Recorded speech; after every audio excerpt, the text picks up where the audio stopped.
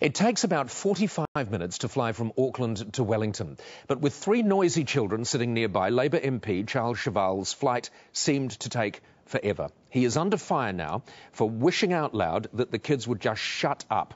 So does he have any regrets? As you can see, he joins us now. Charles, good morning to you. Hi, Paul. Do you have any regrets? No, what happened is after about 20 minutes of the noise from the kids up the front and no effort from the parents that I could see to keep the kids amused or distracted, yes. I said to my partner, gee, I wish those kids would shut up. And I think it was a fair enough sentiment. Are you playing it down, though? Because I would imagine, because you were sitting immediately behind the children, weren't you? No, what they were occupying two rows. So basically, there was a wee girl who was actually quite well behaved in the row ahead of me with her dad, and then there were the two younger kids in the front row with their mum. So they were one row removed from you, the really noisy basically. Ones. Okay. But you said it like, when you say you said to your partner, oh, gee, I wish these kids would just shut up. If you said it like that, the father, an activist, wouldn't have heard you. So you must have said it louder than that. Well, look, I can't account for what this guy, Fred Phillips, has written in his blog, but... we're trying to establish how loudly you said it. I mean, because here's what I think, Charles, here's what I think. I think you said it intending him to hear it and wanting him to do something to shut his children up. No, not at all. I said it to my partner, who was sitting next to me. I suppose the distance between those two seats wasn't too different from the distance between me and the father who was sitting, Well, how could the father have heard us. You over the screaming of his children? How was that possible? Obviously, he was listening to what I had to say. His kids. Well, how could he hear you? The kids were making so much noise. Well, obviously, he thinks he heard me, but he didn't hear me properly because what he said in his blog isn't right. What did he say in his blog? Oh, he went on and on about how I said 3 times to the kids, shut up, which is just completely untrue.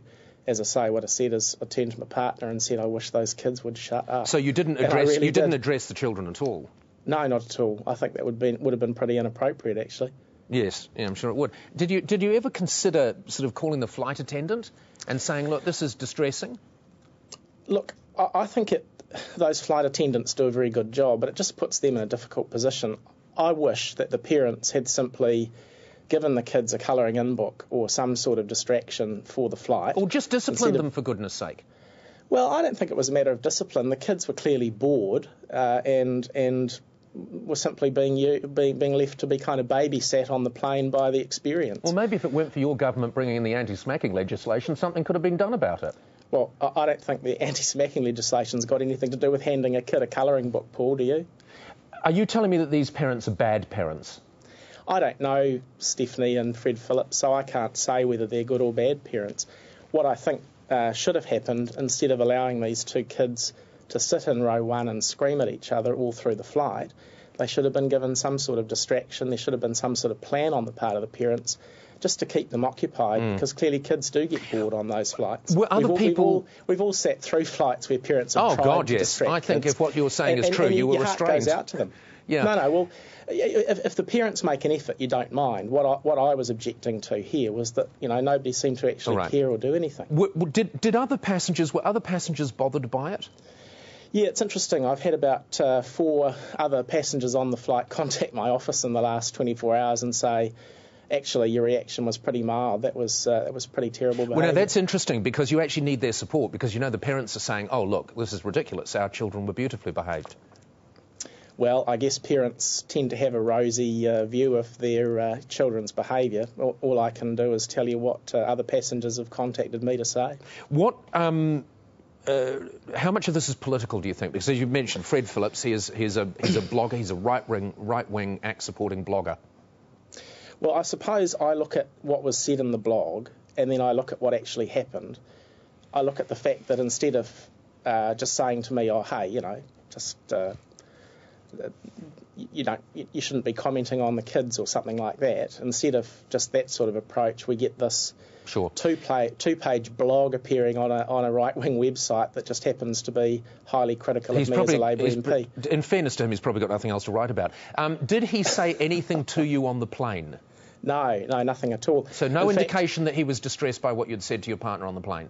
No, the first that I heard about this, I'd actually pretty much forgotten about it, was yesterday morning when a journalist rang me and said, "Have you read this blog?" So.